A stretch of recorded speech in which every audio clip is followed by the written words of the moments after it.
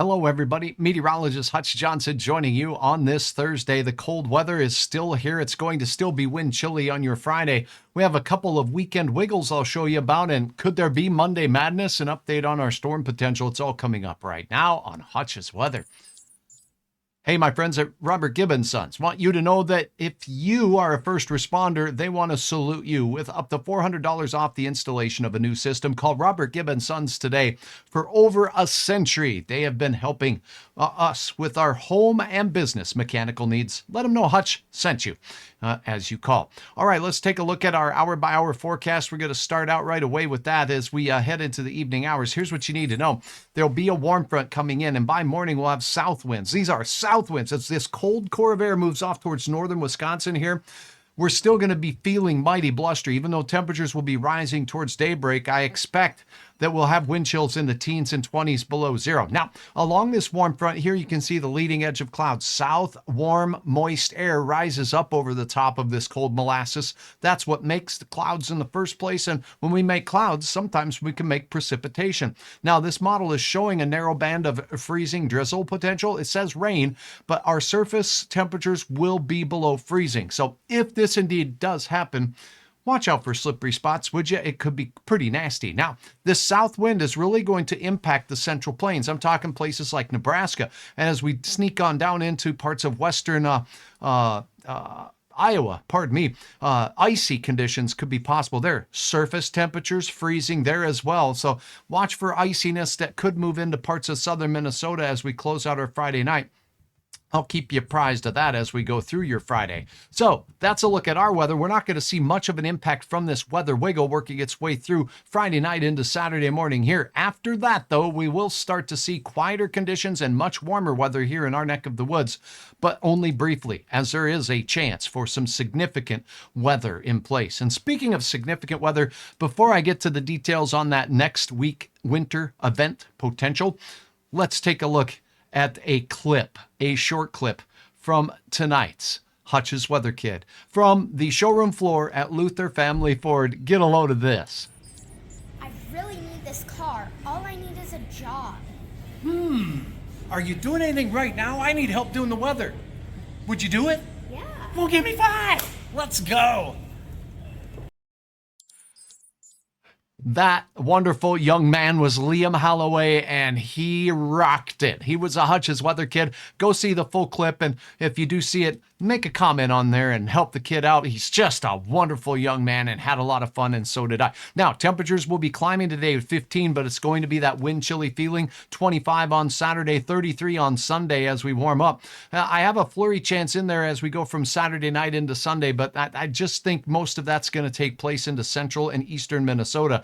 Nice and mild here, and we stay mild on Monday, but we're also wild on Monday. Snow could begin in the morning hours, some getting a mix, and it lasts throughout the day. There could be some wind with this system, but there's still too much of a divergence between the solutions that computer forecast models are giving us. So plenty of uncertainty. Still, I've upped the chances of a storm on Monday, and I will keep you posted. Behind it, north winds drop those temperatures like a brick on the big toe. Not fun. Down to 7 below as we head into next Wednesday. That's back to that burr and frigid facts of the weather. Now let's take a look at this system as we take a look, as I promised we would do, at a more zoomed in view of our area. So let's get to it. And again, I'll get to some pictures that you've shared in the last couple of days. They're magnificent indeed. We're going to focus on our neck of the woods, and we're going to pull out a different model here. So bear with me while I make a little switcherooski on the computer model here. We've been following this European model as we've gone through time here. And now as we look into our area through the weekend, south winds,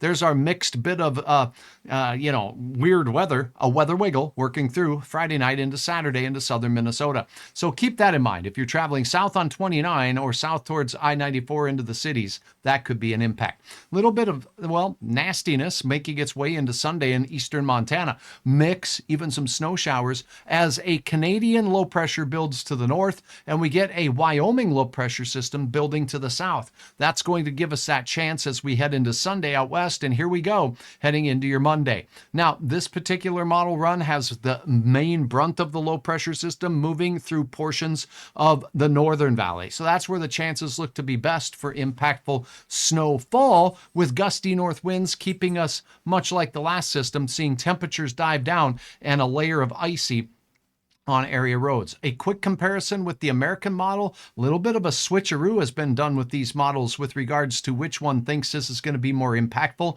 Now the track, a little bit more agreement here than the last model run, showing it moving through the central part of the Dakotas. So snow showers as we start our Monday, lasting through the day. Increasing wind from the north will bring the cold and the blowing snow potential. And that is a look at that particular system as we're making our way through. That is a look at Hutch's weather, but you know what? You are a part of Hutch's weather, and your photos, well, they rock the shop. And it's good to get feedback from you about the weather that we're seeing across the area. Check out some of these photos that have been sent here in the last 24 hours, and we've got a dandy here. Look at that sun. It sure looked nice, Connie, in the Fargo area, but you see the sun dogs barking on either side of the sun there as it made its way through the sky. Thanks so very much. In Twin Valley, Melissa capturing just a stunning shot of this lonesome tree out there standing and just taking in the sun, getting its vitamin D. If trees get vitamin D. I don't think they make vitamin D, but I don't know. I'm not a treeologist. I'm a meteorologist. Twin Valley, Minnesota. Thanks so much, Melissa, for sharing your photos uploaded. A lot of these fun icy facts across the area, including a lot of halos, a lot of sundogs that have been barking across the area like this one in and around the Detroit Lakes area. Thanks so much, Julia, for uploading your photos. You can upload your photos anytime. And by the way, if you thought that it looked like Liam had some fun being a Hutch's Weather kid, I'd love to have you sign up on hutchesweather.com. So updates there will be updated throughout the weekend on hutchesweather.com. There's the interactive radar and the links to all area road conditions right at the top of my page. It says right there. And by the way, I made a national video today showing some details about what's going on with 1 to 3 feet of snow in parts of New York. I hope you can check that out. I'll put the links right here in the comments below. But for now, I'm meteorologist Hutch Johnson. You have a wonderful evening, and we'll check back in on your fabulous Friday that will be, well, a little frigid, but at least no mosquitoes coming up a little later.